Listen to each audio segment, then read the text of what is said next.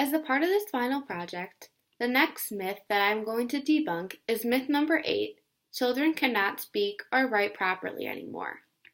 For years and years, generations have been telling us that the English language is declining. As the myth states, these complaints always seem to assume that the language is in decline and that the decline is associated with moral decline.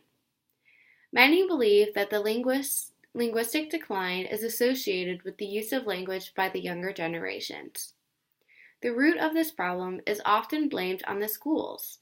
It is typically claimed that the schools are failing in their duty to teach children how to use English properly, both in speaking and in writing, and even more so claimed to the use of modern teaching methods that are so-called non-efficient. One of the biggest things that I have found interesting about this myth is that the English language is always changing. There is no standard English anymore, and as a society, we cannot base off that any longer. Of course, children of the current generation are going to speak differently of those 200 years ago because of this change that is undergone. We can think of it as the natural evolution of language. In an outside article titled, "Is English Changing?" we can look more into the changes that have been made so far that we don't even think about. The needs of the speaker are always changing, hence the change of the language.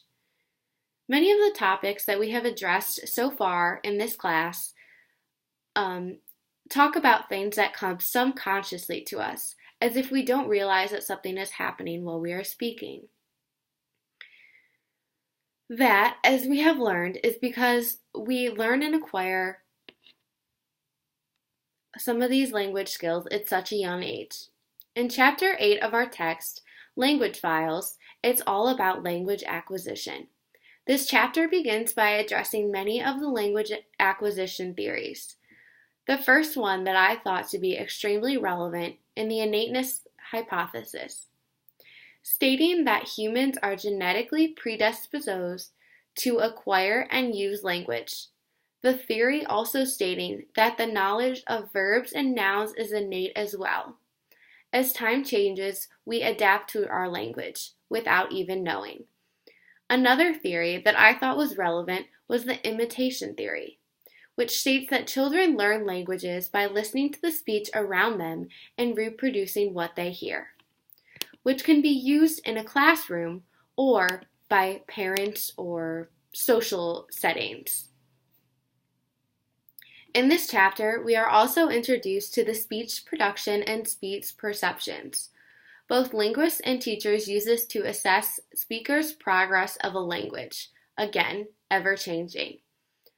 As the book states, in a case where an individual's linguistic performance is less than perfect, we can gain more insight into the nature of linguistic competence and the unconscious knowledge that speakers possess. This can be true to students, like I said, within a classroom where no student has complete perfect performance. Teachers use this methods to test their students in this way, using their performance at the beginning of the year and comparing it to the end of the year, understanding that in between language changes.